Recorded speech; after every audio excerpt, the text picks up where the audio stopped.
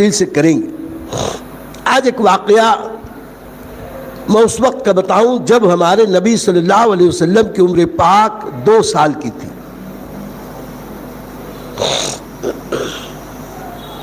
نبی کریم صلی اللہ علیہ وسلم کی عمر پاک 2 سال کی تھی۔ ایک بڑا عجیب واقعہ ہوا اور اس واقعے نے ہمارے نبی کی عظمت کو اور زیادہ ظاہر کر دیا۔ یہ واقعہ وہ ہے جسے علامہ ابن کثیر نے اپنی سیرت کی کتاب میں نقل کیا، بڑی مشہور اور معتبر کتاب۔ دوسرے علامہ ابن جوزی نے الوفاء باحوال دار المصطفیٰ نام کی تاریخ مدینہ پر لکھی ہوئی کتاب میں سیرت کا یہ واقعہ نقل کیا۔ یہ وفاء یہ بھی بہت مشہور سیرت کی کتاب ہے۔ ایسے ہی الروض الانف میں حضرت امام سہیلی رضی اللہ تعالیٰ عنہ نے ایک واقعہ نقل کیا۔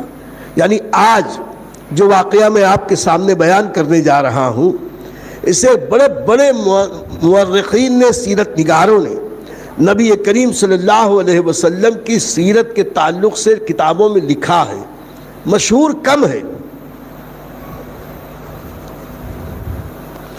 اس لیے کچھ لوگوں کو حیرت ہوگی کہ میں نے حوالے اسی لیے پیش کر دیے کہ حیرت کی بات نہیں، واقعتاً یہ واقعہ وقوع پذیر ہو چکا۔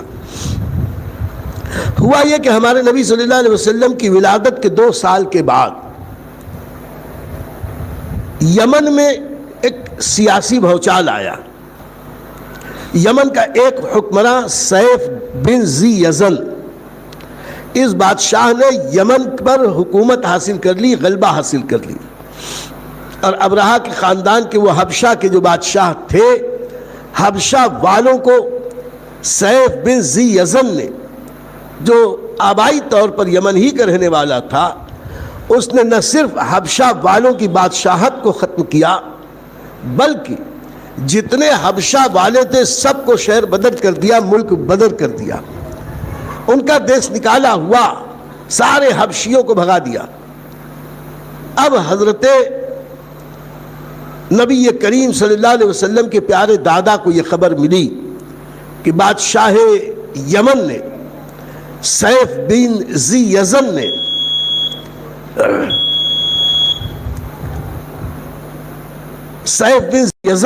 یمن پر غلبہ حاصل کر لیا، اور یہ اس کا حق بھی تھا کہ یمن کے پرانے شاہی خاندان سے اس کا تعلق تھا، اس لیے اس کی بادشاہت کی مبارکباد دینے کے لیے مختلف اطراف و جوانب کے بڑے بڑے امیر، وزیر، شاہی اہلکار سیف بن ذی یزن کو اس فتح کی مبارکباد دینے، نئے سرے سے بادشاہت ملنے کی بدھائی دینے کے لیے آنا شروع۔ حضرت عبد المطلب نے مکے میں اس بات کا اظہار کیا کہ بہتر یہ ہے کہ ہم لوگ بھی قریش کا ایک وفد بنا کر بادشاہ سیف بن ذی یزن کو مبارکباد دینے کے لیے چلیں۔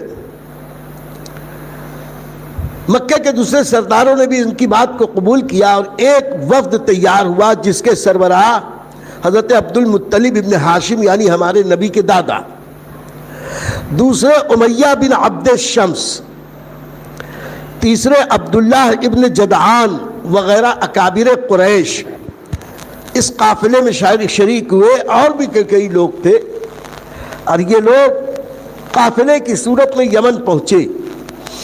یمن پہنچنے کے بعد ان لوگوں نے اجازت چاہی، تو تاریخ میں آتا ہے کہ اس وقت یہ بادشاہ یمن کے ایک خاص محل میں رکا ہوا تھا۔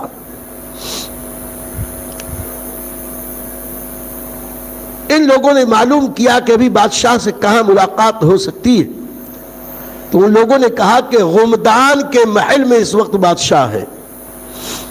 یہ لوگ بادشاہ کے محل تک پہنچے، باہر سے خبر بھیجی، اجازت چاہی اندر آنے کی، وقت متعین کیا گیا، اور غمدان کے محل میں سیف بن ذی یزن بادشاہ کے سامنے یہ قافلہ پیش ہوا۔ سالار قافلہ ہمارے نبی کے پیارے دادا عبد المطلب تھے، انہوں نے اجازت چاہی کہ مجھے اجازت دے کہ میں کچھ آپ سے بات کروں. تو بادشاہ پھر بادشاہ تھا، کہنے لگا اگر آپ کو بادشاہوں کے دربار میں بات کرنے کا سلیقہ ہے تو ضرور بات کیجیے. ذرا بڑی بات کیا. وہ کیا جانتا تھا کہ حضرت عبد المطلب بڑے بڑے بادشاہوں کے دربار میں حاضر باش رہ چکے تھے. لیکن بہر کے بادشاہ نازک مزاج حضرت عبد المطلب نے کہا کہ آپ کی اجازت سے میں عرض کروں. اس وقت جب یہ لوگ دربار میں حاضر ہوئے تو دیکھا کہ بادشاہ کے آزو بازو میں کئی ملک کے شہزادے، کئی بڑے بڑے امیر، وزیر اور کچھ علاقے کے تو چھوٹے چھوٹے بادشاہ وہ بھی آئے ہوئے ہیں مبارکباد دینے کے لیے. اور بادشاہ وقت کے آس پاس بڑی زرنگار کرسیوں پر سب بیٹھے ہوئے ہیں، جلوس کیے ہیں. حضرت عبد المطلب قریب گئے، گفتگو شروع کی اور بڑے ہی حسین انداز میں بادشاہ اور اس کے خاندان کی پہلے تو خوب تعریف کی. جیسا کہ عادت ہے شاہی دربار میں بات کرنے کی.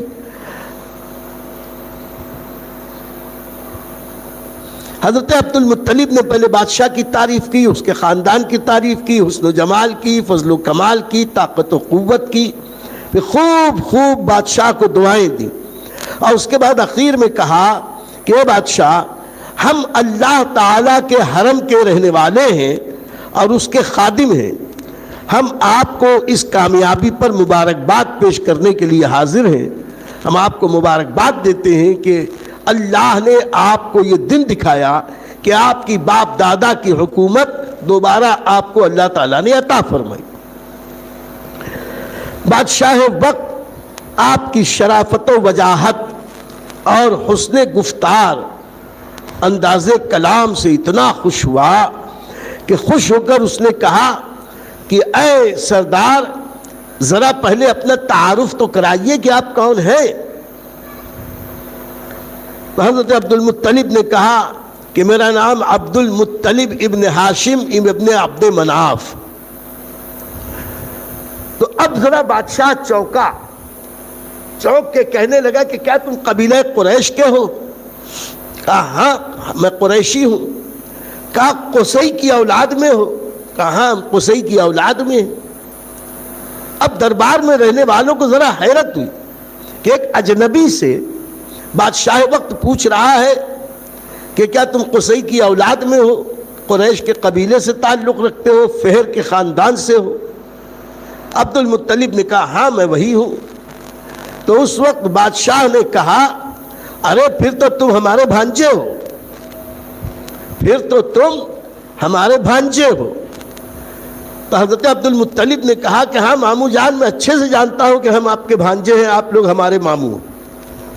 اب آپ سوچیں گے کہ یہ ماموں بھانجے کا رشتہ کہاں سے آ گیا. دراصل یہ سیف بن ذی یزن یہ اسی خاندان کا ہے جس خاندان کی بچی حضرت اسماعیل کے نکاح میں تھی. اب بہت زمانے تک مکے پر قبیلہ بنو جرہم کا قبضہ تھا. تو جو لوگ قبیلہ بنو جرہم میں تھے انہی کی اولاد کی ایک شاخ میں یہ سیف بن ذی یزن تھا. اگرچہ صدیاں بیتی لیکن رشتہ تو پھر رشتہ ہے. پانی میں لاکھ لاٹھی مارو تو لاٹھی سے پانی تھوڑا جدا ہوتا. خون پھر خون ہے، وہ رنگ لاتا. رشتہ داری پھر رشتہ داری ہے. تو سیف بن ذی یزن نے کہا کہ پھر تو تم ہمارے بھانجے. تو حضرت عبد المطلب نے کہا ہاں ماموں، آپ ہمارے ماموں، اس لیے کہ ہم حضرت اسماعیل کی اولاد میں ہیں اور حضرت اسماعیل کی سسرال آپ کے خاندان میں، اس اعتبار سے آپ ہمارے ماموں. جب یہ بات ہوئی تو بے تکلفی بڑھی اور کچھ باتیں بادشاہ وقت نے پوچھی. پھر بادشاہ کہنے لگا کہ مرحبا مرحبا، خوش آمدید اے قریش کے سرداروں، اے مکے کے باسیوں، اے کعبۃ اللہ کے جوار میں رہنے والوں، اے حرم پاک کی پاسبانی کرنے والوں، تمہیں بہت بہت خوش آمدید کہ تم ہمارے ملک میں آئے. تو سنو، تمہارے لیے یہاں اونٹنی بھی ہے، کجاوا بھی. یعنی اگر تم سفر کرنا چاہتے ہو، کہیں اور جانا چاہتے ہو تو سواریوں کی کمی ہے تو سواریاں ہم تمہیں دیں گے، سواریوں کے اوپر سامان لادنا ہے تو کجاوا سامان ہم دیں گے، اور کھانے پینے کی جہاں تک بات ہے، رہنے کا سادن ہے، رہنا چاہتے ہو تو یمن کے خوبصورت کشادہ میدان ہیں، جہاں چاہو تمہارے لیے تمبو گاڑ دیں گے، خیمے گاڑ دیں گے، تم رہو جب تک رہنا چاہتے ہو۔ ساتھ ہی ساتھ تم لوگ پاؤ گے کہ ایک ایسا بادشاہ جو بڑا قدردان ہے، بڑا جود و عطا والا ہے، وہ تمہاری قدردانی کے لیے یہاں موجود ہے۔ کوئی فکر مت کرو، جب تک جی چاہے میری مملکت میں رہو، جب تک رہو گے تمہاری خوب مہمانداری کی جائے گی، خاطر تواضع کی جائے گی، اور جب تم جانے لگو گے تو تمہیں خوب انعامات سے سرفراز کیا جائے گا۔ یہ کہہ کے کہا کہ اچھا اب تم لوگ جاؤ اور شاہی مہمان خانوں میں شاہی مہمان کے مزے لو۔ حضرت عبد المطلب کہتے ہیں کہ ہم لوگ شاہی مہمان خانے میں چلے گئے تو روزانہ ہر وقت کھانے پینے رہنے سہنے کا وہ شاہی انتظام بڑی عزت و احترام، اعزاز اور اکرام کے ساتھ ہمیں رکھا گیا۔ ہم نے کئی بار خبر بھیجی کہ بادشاہ سے کہو بھائی کئی دن ہو گئے، اجازت دو ہم واپس جائیں گے، تو بادشاہ کی طرف سے جواب ملتا ابھی انتظار کرو، ابھی انتظار کرو، ابھی انتظار کرو۔ حضرت عبد المطلب کہتے ہیں کہ تقریباً 1 مہینے تک اب انتظار ہی میں رہے کہ یا تو دربار میں بلاوے یا جانے کی اجازت دے، لیکن بادشاہ بلاتا ہی نہیں۔ دراصل بادشاہ کی مرضی یہی تھی کہ زیادہ سے زیادہ ان لوگوں کی خدمت کی جائے، اور دوسری ایک بات یہ تھی کہ بادشاہ دوسرے ملکوں کے آئے ہوئے وزراء اور سفراء میں مصروف تھا، اور وہ تنہائی میں حضرت عبد المطلب سے کچھ بات کرنا چاہتا تھا۔ اس لیے 1 ماہ کا وقت بیتا۔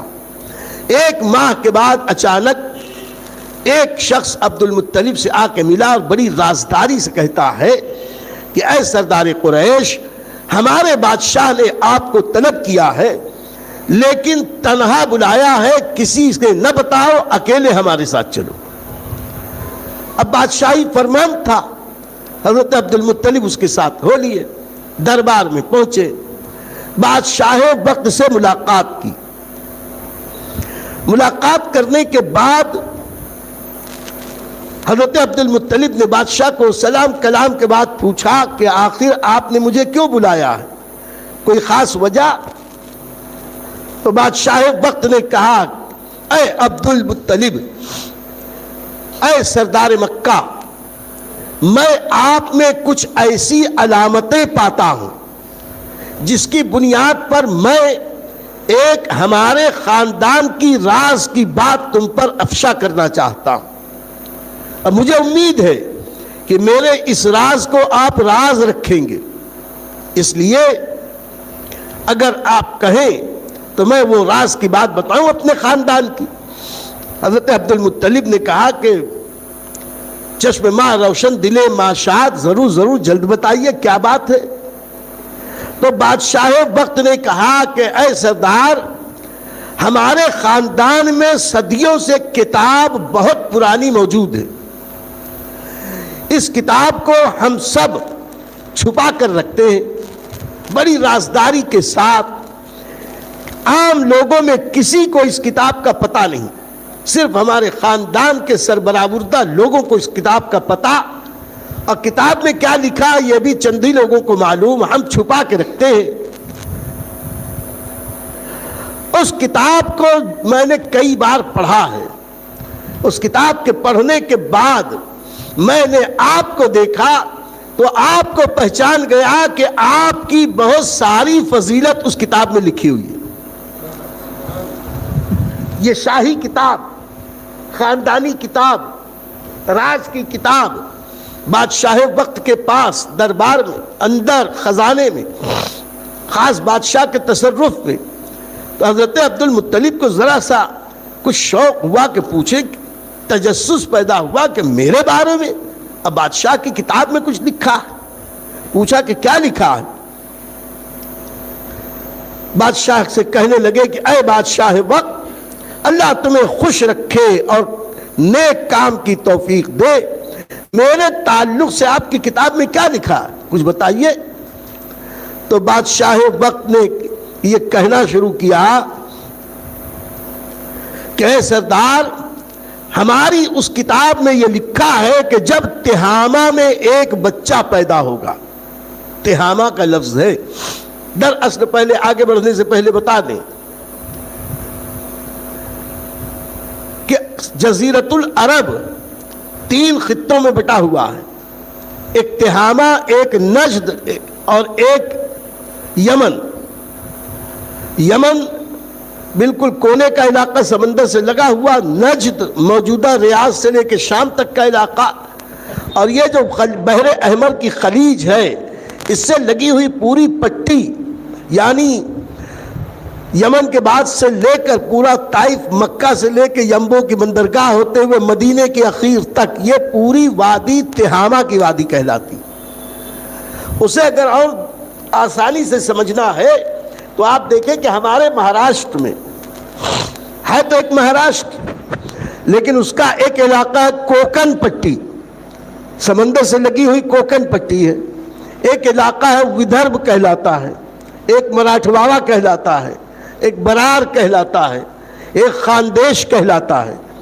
جغرافیائی فرق کی وجہ سے ان خطوں کے الگ الگ نام پڑے ہیں، انہی میں کوکن پٹی سمندر سے لگی ہوئی پوری کوکن کی بستیاں کہلاتی ہیں، وہاں گوا سے لے کر اور یہاں منور تک یہ کوکن پٹی ہے۔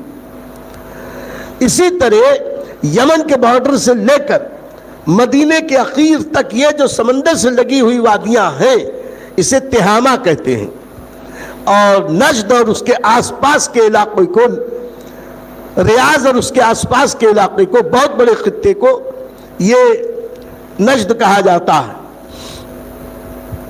ان تینوں کو ملا کر جزیرۃ العرب یا حجاز مقدس کہا جاتا ہے۔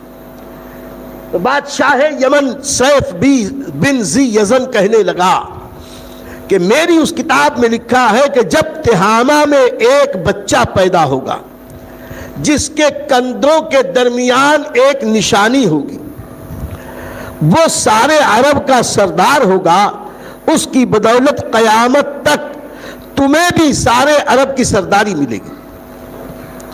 آپ سوچیں، یہ نونہال پیدا ہو رہا ہے مکے میں، تہامہ کی وادی میں، اور اس کی صحیح خبر کئی سو سال پہلے اس کتاب میں جو شاہ یمن کے خاندان میں رازداری کے ساتھ لکھی ہوئی، ظاہر سی بات ہے پچھلی پرانی آسمانی کتابوں کے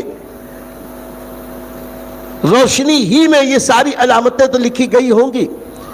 حضرت عبد المطلب نے کہا کہ، اور آگے کہا کہ تہامہ میں جب وہ بچہ پیدا ہوگا اس کی پشت پر ایک نشانی ہوگی دونوں کندھوں کے درمیان، اور اس کے سبب اسے اور اس کے سبب آپ کو یعنی عرب کو قیامت تک کی سرداری مل جائے گی۔ حضرت عبد المطلب نے اس وقت جب یہ سنا تو خوش ہوئے کہ میرے خاندان میں یا ہمارے قبیلے میں کوئی ایسا بچہ ہوگا، تو کہنے لگے کہ اے بادشاہ وقت، اللہ آپ کا اقبال بلند کرے، اگر آپ کچھ تھوڑی تفصیل اور بتا دیں تو ذرا مجھے اور خوشی ہوگی۔ تو بادشاہ سیف بن ذی یزن کہنے لگا کہ اے سردار، اس بچے کی ولادت کا زمانہ قریب آ گیا ہے۔ اب میری معلومات کے مطابق یا تو وہ بچہ پیدا ہو چکا ہے یا ابھی پیدا ہونے والا ہے، اتنا قریب زمانہ آ گیا، اور اس کا نام محمد رکھا جائے گا، اس کا نام ہوگا محمد، نام محمد رکھا جائے گا۔ اس کے دونوں کندھوں کے درمیان ایک نشانی ہوگی، اور اس کے والد اور والدہ دونوں بچپن ہی میں انتقال کر جائیں گے، فوت ہو جائیں گے۔ پھر اس کا دادا اس کی پرورش کرے گا، پھر اس کا چچا اس کی تربیت کرے گا، نگرانی کرے گا، پھر خدا وند رحمان کی عبادت کرے گا، وہ ایک خدا واحد کی عبادت کرنے کا اعلان کرے گا، اسی کی دعوت دے گا، بت پرستی سے روکے گا، یہاں تک کہ وہ عرب کے سارے بتوں کو توڑ ڈالے گا،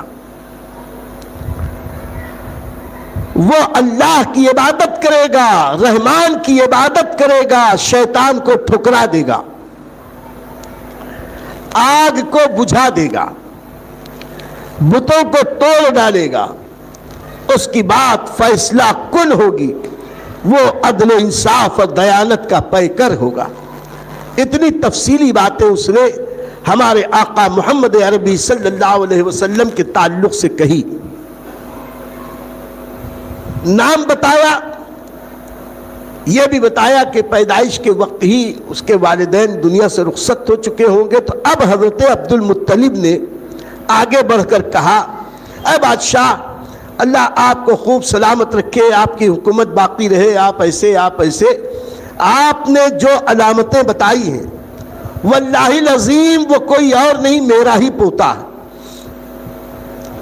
میرا یہ پوتا 2 سال پہلے پیدا ہوا، پیدا ہونے سے پہلے اس کے والد کا انتقال ہو گیا، پیدا ہونے کے بعد ابھی جو اس کی والدہ ہے وہ بھی کب تک جیے گی کچھ بول نہیں سکتی، اور والد کے انتقال کے بعد اس کی کفالت میرے ذمے ہے، اب میں بھی اب اور تب کی منزل میں ہوں، میں چلا جاؤں گا تو اپنے بیٹے ابو طالب ہی کو اس کی ذمے سونپ کے جاؤں گا کہ وہ اس کی تربیت کرے، نگہبانی کرے، نگہداری کرے، بچے کی خدمت کرے۔ تمہارا یہ کہنا کہ اس کا نام محمد ہوگا یہ بھی درست، اس کے والد کا بچپن میں انتقال ہو چکا ہوگا تو بچپن نہیں، ان کے شکم مادر میں تو تبھی انتقال ہو گیا، میں دادا ہوں، میرا بھی انتقال ہو جائے گا، میرے بعد کفالت ابو طالب کے پاس آئے گی، اس کا نام میں نے محمد ہی رکھا ہے۔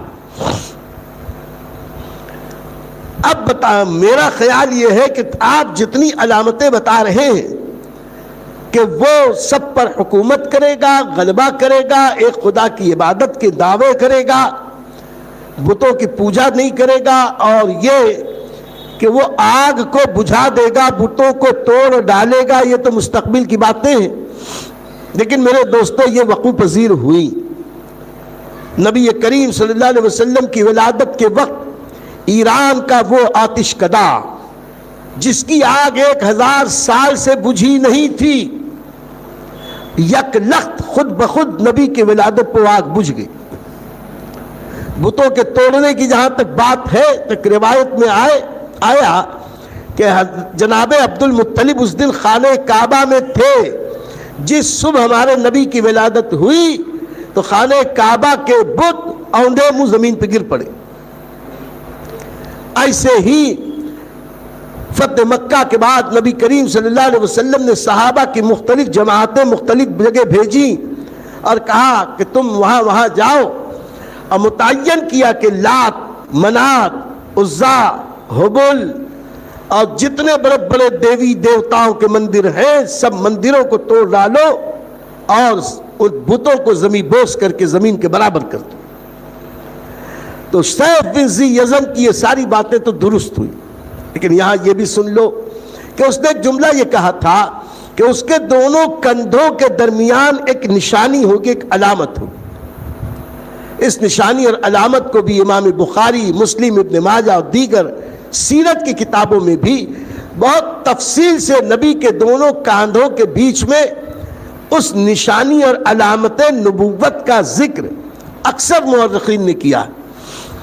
اس کو میں مختصر میں عرض کروں کہ نبی کریم صلی اللہ علیہ وسلم کی ولادت کے وقت ہی سے نبی کریم کے پشت اطہر میں دونوں شانوں کے بیچ میں ایک ابھرا ہوا گوشت کا ٹکڑا تھا، وہ بالکل ملائم تھا اور حرکت کرتا تھا، ابھرا ہوا، اس کا رنگ بدن کے رنگ سے کچھ سرخ تھا، اس میں کچھ تل تھے، तिल के दाने, जैसे तिल निकलती है बदन पर, उसमें कुछ बाल भी उगे थे। गौर से अगर कोई देखता था तो उन दानों और बाल से लिखा हुआ था मुहम्मदुर रसूलुल्लाह, मुहम्मद अल्लाह के रसूल है। आपने तारीख की किताबों में या तावीज़ात में कहीं कहीं इस तरह लिखा हुआ देखा हो कि बीच में मोहम्मद लिखा, ये देखिए, ये सामने गोल दायरे में मोहम्मदुर रसूलुल्लाह जो लिखा है, ये बिल्कुल सहाबा किराम की रिवायत के मुताबिक उसी की नकल है कि सरकार की पुश्ते अनवर में मोहरे नबूवत थी। नबूवत की निशानी ऐसी सब्त थी कि कुदरती तौर पर गोश्त का एक उभरा हुआ हिस्सा था, उसमें दर्द नहीं था, मुलायम था, सुर्ख रंगत थी, उसमें काले काले तिल थे, तिलों में बाल थे, और उस पर नीचे लिखा था मोहम्मद, उसके ऊपर लिखा था रसूल, उसके ऊपर लिखा था अल्लाह, और तीनों को मिलाओ तो पढ़ा जाता है मुहम्मदुर रसूलुल्लाह। सैफ बिन ज़ी यज़न, अच्छा ये भी है तारीख में कि वो कबूतरी के अंडे के बराबर था। कुछ लोगों ने कहा मसेहरी की घुंडी के जैसा था, बड़ा खूबसूरत था, नर्म था, मुलायम था, कभी तकलीफ न देता था, बल्कि कभी कभी नबी के शहजादे छोटे बच्चे इस आलम में नबी की बारगाह में हाजिर होते कि सरकार के बदने अतहर पर ऊपर अगर कोई कपड़ा न होता तो ये पीछे की तरफ जाके बच्चे थे तो सरकार की मोहरे नबूवत से खेला करते थे। तो ये जो मोहरे नबूवत की निशानी सबसे पहले बादशाह सैफ बिन ज़ी यज़न ने हजरत जनाब अब्दुल मुत्तलिब से बताई कि अब्दुल मुत्तलिब, तुम्हारे इस बेटे की इन निशानियों के साथ साथ एक निशानी है कि दोनों कंधों के बीच में मोहरे नबूवत सब्त है। अल्हम्दुलिल्लाह सहाबा किराम की कसीर जमाअत ने उस मोहरे नबूवत को देखा भी है, बाज ने चूमा भी है, रिवायतें सब ने की। उस पर अब्दुल मुत्तलिब ने जब ये सुना तो खूब खूब दुआएं दी बादशाह को। कहा बादशाह सलामत, आप इतनी दुरुस्त बातें, इतनी अच्छी अच्छी बातें, इतनी बशारत की बातें मेरे बारे में बता रहे हैं, अल्लाह आपका इकबाल बुलंद करे, आपकी उम्र में इकबाल में अल्लाह बुलंदी दे। बादशाह वक्त ने उस वक्त हजरत अब्दुल मुत्तलिब से कहा कि ऐ सरदार, गिलाफ ओढ़ने वाले और गिलाफ ओढ़े हुए इमारत काबे की कसम, काबतुल्लाह की कसम, ऐ अब्दुल मुत्तलिब, अगर मुझे इस बात का यकीन होता, मुझे तो इस बात का यकीन हो गया कि तू उसका दादा है, तू ही अब्दुल मुत्तलिब इब्ने हाशिम, तू उस नबी का दादा है जो सारी अलामतें उस किताब में बताई गई वो सब आप में पाई जाती हैं। जैसे ही ये जुमला हज़रत अब्दुल मुत्तलिब ने सुना कि बादशाह ने कहा मैं गवाही देता हूँ, यकीन से कहता हूँ कि तुम ही अब्दुल मुत्तलिब हो, उस आने वाले नबी के दादा, तो फौरन हज़रत अब्दुल मुत्तलिब सजदे में गिर पड़े, सजदा शुक्र अदा किया, ऐ अल्लाह तेरा करम है कि तूने नबी आखिर ज़मा का दादा मुझे बनाया। बादशाह वक्त ने कहा सर उठाओ और बताओ, मेरे बातों पे कुछ तबसरा करो कि मैंने जो कहा है कुछ खुदा लगती है कि नहीं, दुरुस्त है कि गलत। तो हजरत अब्दुल मुत्तलिब ने बादशाह वक्त से कहा कि ऐ बादशाह मुअज्जम, सुनो, बेशक मेरा एक चहीता बेटा था, उसका नाम अब्दुल्लाह था, मैंने उसकी शादी एक इज्जतदार अच्छे हसब नसब वाली खातून आमिना बिनते वहब से कर दी। उसके एक बेटा पैदा हुआ जिसका नाम मैंने मोहम्मद रखा।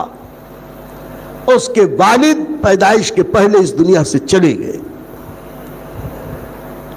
और मैं उसका निगरानीकार हूँ, मैं भी अब जाने वाला हूँ। मेरे बाद मैं अपने बेटे अबू तालिब को वसीयत करूँगा कि वो मेरे इस नौनहाल बच्चे की, प्यारे बच्चे की देखभाल करे।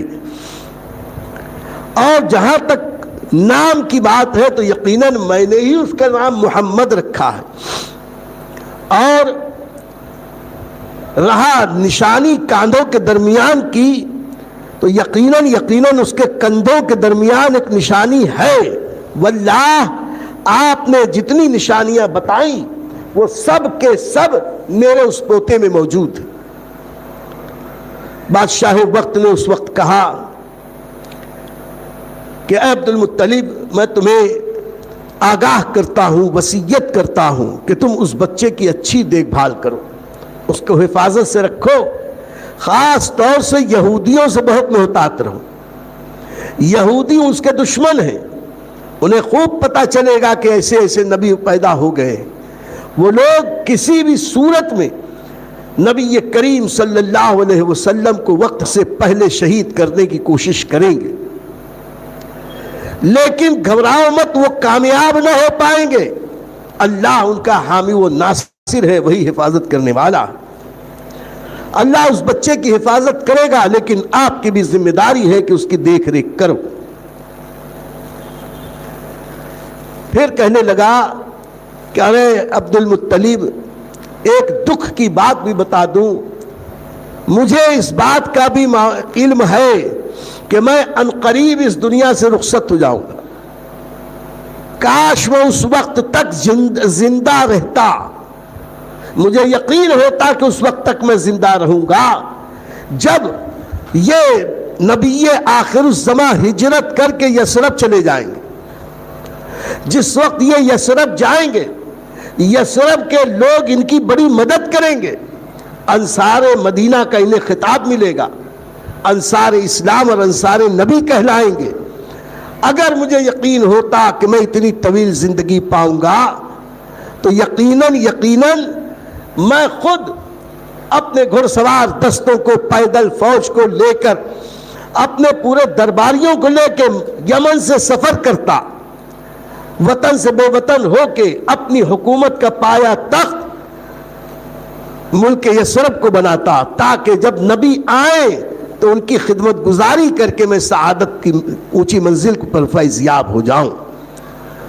عبد المطلب نے کہا کہ پھر اس کا کیا مطلب ہے کہ آپ نہیں ملاقات کر پائیں گے؟ کہا نہیں، اس کے پہلے میں اس دنیا سے چلا جاؤں گا۔ بادشاہ وقت نے پھر انہیں واپس کیا، چند دنوں بعد پورے قافلے کو بلوایا اور سارے قافلے والوں سے بڑی اچھی اچھی باتیں کی۔ یہ بات تو چھپا لی جو ہمارے نبی کے تعلق سے تھی، لیکن اچھی اچھی باتیں خوب کرنے کے بعد کہا کہ میں تم سے بڑا خوش ہوا کہ تم میرے بھانجے ہو، میں بنو جرہم کا ہوں اور تم لوگ بنی اسماعیل ہو، تو بنی اسماعیل بنی جرہم کے بھانجے ہیں، اس لیے میں ماموں ہونے کی حیثیت سے کہ تم ننیہال آئے ہو بڑا خوش ہوں، تم لوگوں کو تحفے دیتا ہوں۔ تو میں وہ بادشاہ تھا، تحفے بھی بادشاہی تھے۔ آپ اگر ان سیرت کی کتابوں میں پڑھیں جس کا ذکر جس نام میں نے ابھی دیا، ابن کثیر، وفاء الوفا ابن جوزی کی، اور الروض الانف یعنی حضرت امام سہیلی کی، اس میں یہ تینوں میں یہ واقعات نقل ہے اور پوری تفصیل کے ساتھ ہے۔ تو بتاتے ہیں کہ جب بادشاہ نے ان کو رخصت کیا تو پورے وفد کو دربار میں بلا کر باعزت رخصت کیا اور ہر ایک کو 100 اونٹ تحفے میں دیے۔ جتنے لوگ آئے تھے سب کو 100 اونٹ، اور اسی پہ بس نہیں، ہر فرد کو 10 غلام مزید عطا کی، پھر 10 لونڈیاں بھی دی۔ اب ہو گئے 100 اونٹ، 10 غلام، 10 لونڈیاں۔ پھر کہنے لگا کہ میرا جی نہیں بھرا، آؤ۔ پھر 10 رتل سونا ایک آدمی کو دیا، پھر 10 رتل چاندی، یہ بھی ایک آدمی کو دیا۔ رتل ایک پیمانہ ہے وزن کا، آپ اندازہ لگا لینا، کنورٹ کر کے دیکھ لینا کہ آج کے حساب سے کتنا کلو سونا ہوتا ہے۔ تو 10 رتل سونا، 10 رتل چاندی، یہ بھی ہر ایک کو دیا۔ اسی پہ بس نہیں، ایک بہت خوبصورت برتن میں عنبر بھر کر، خوشبودار عنبر بھی ایک کو عطا کیا۔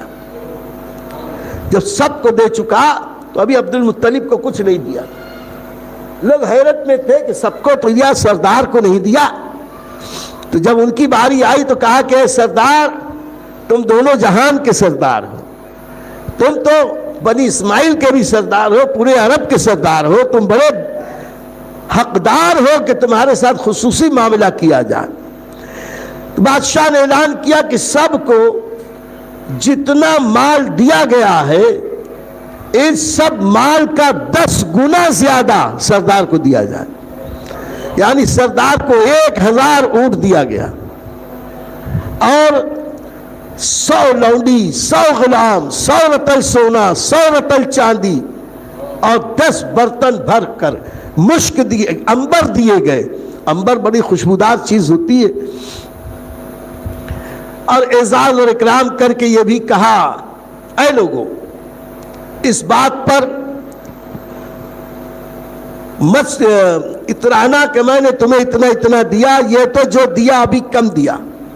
میں تم سے گزارش کرتا ہوں کہ اگلے سال پھر آنا، آنے کے بعد اپنے یہاں کے حالات سے مجھے آگاہ کرنا کہ تمہارے یہاں کے حالات کیا ہیں۔ اب یہ سب مہمان خانے میں واپس آئے تو سب چوچو مومو کر رہے تھے، چھے میں گوئیاں کہ ہم کو 10 ملا، اس کو 100 ہم کو اتنے ملے، ان کو اتنے۔ تو حضرت عبد المطلب نے ان سب سے کہا کہ دیکھو یہ دنیا کے انعام کی کوئی حیثیت نہیں ہے، اگر دنیا میں یہ انعام ملا تو اس پر تم لوگ حسد مت کرو، رشک مت کرو۔ دنیا کا مال تو تھوڑے دن رہتا ہے اور ضائع ہو جاتا ہے، مال دنیا تو ہاتھ کا میل ہے، ادھر آیا ادھر گیا، اس پہ کیا اترانا، کیا فخر کرنا۔ اس لیے تم لوگ اس پر کوئی حسد، جلن، رشک مت کرو۔ البتہ رشک اس بات پر کرو کہ جسے اللہ آخرت میں، دوسرے عالم میں نعمتیں، برکتیں اور سعادتیں عطا فرمائے، تم اس پر رشک کرنا جو عنقریب ایک واقعہ پیش آنے والا۔ منہ سے تو نکل گئی یہ بات، ساتھیوں نے پوچھا کیا بات کیا بات؟ کہنے لگے اچھا نہیں جانے دو، وقت آئے گا تو بتائیں گے، وقت پر ہم بتائیں گے کہ کس بات کا زیادہ خیال رکھنا۔